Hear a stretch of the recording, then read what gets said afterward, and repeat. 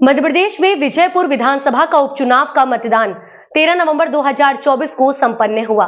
उक्त मतदान के दौरान भाजपा नेताओं, कार्यकर्ताओं एवं असामाजिक तत्वों ने मिलकर अनुचित कार्य करते हुए मतदान को प्रभावित करने के साथ साथ हिंसक घटनाओं को अंजाम दिया तथा रात में गोहटा गांव में बदमाशों ने दलित बस्ती में घुसकर तोड़फोड़ की तथा घरों में आगजनी की।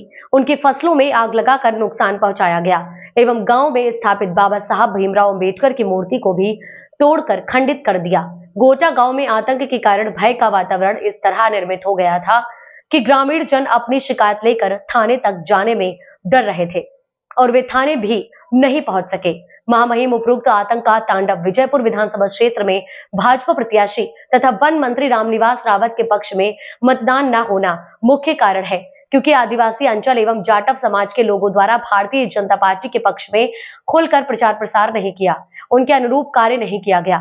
यहाँ तक कि क्षेत्र में चर्चा व्याप्त नहीं, उक्त समुदाय द्वारा कांग्रेस पार्टी के पक्ष में मतदान किया गया, इसलिए गुंडों बदमाशों को भेजकर गोहटा गांव में आतंक फैलाया गया। घरों में तोड़फोड़ की गई है, फसलें फूंक दी गई हैं तथा बाबा साहब की मूर्ति को खंडित कर दिया गया है, जो कि निश्चित ही चिंताजनक होने के साथ निंदनीय है। सुनिए रीवा कांग्रेस के पदाधिकारी ने क्या कुछ कहा। ज्ञापन सौंपा है, किन मांगों को लेकर और क्या घटनाक्रम? जिस तरह से आदरणीय शर्मा जी ने बताया कि विजयपुर में जो घटना हुई है, जो आदिवासियों के साथ हुई है, वहाँ के मतदाताओं के साथ हुई है, यहाँ तक कि डॉक्टर अम्बेडकर साहब की मूर्ति को खंडित किया गया है।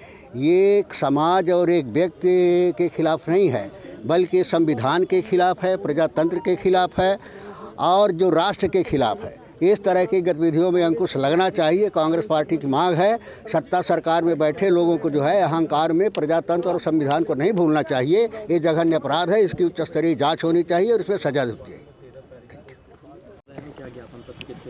देखिए, जैसा आपको मालूम है 13 तारीख को विजयपुर विधानसभा में उपचुनाव था और उस उपचुनाव में जिस तरीके से भारतीय जनता पार्टी के कार्यकर्ताओं, गुंडों के द्वारा चुनाव को प्रभावित करने के लिए अनुचित हथियारों का इस्तेमाल किया गया, अनुचित तरीके से काम किया गया, दबाव दिया गया, लूटपाट की गई और इसके बाद जब उनको ऐसा दिखा कि ये मतदान में तो हमको नुकसान हो रहा है, तो उसके बाद आदिवासी बस्तियों में रात को घुसकर नंगा नाच किया गया।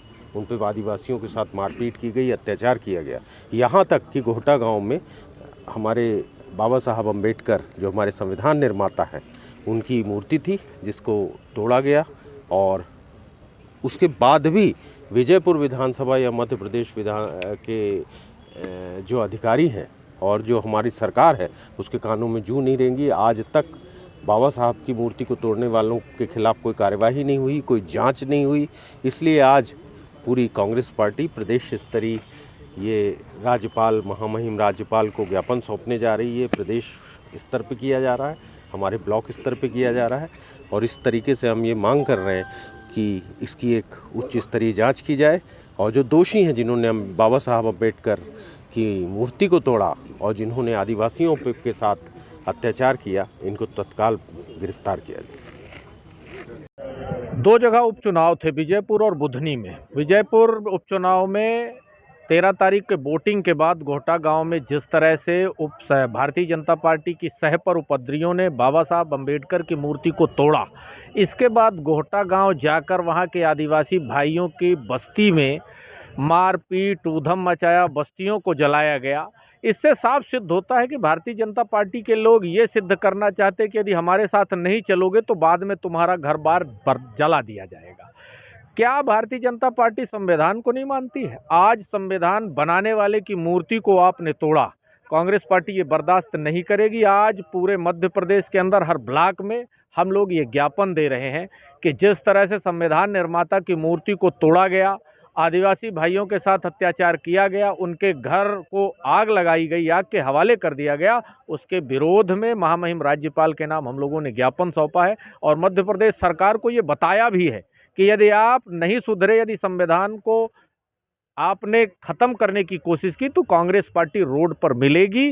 मध्य प्रदेश की विधानसभा में हमारे विधायक अपनी बात रखेंगे। हम लोग जनता और कांग्रेस कार्यकर्ता मध्य प्रदेश के रोड पर मिलेंगे।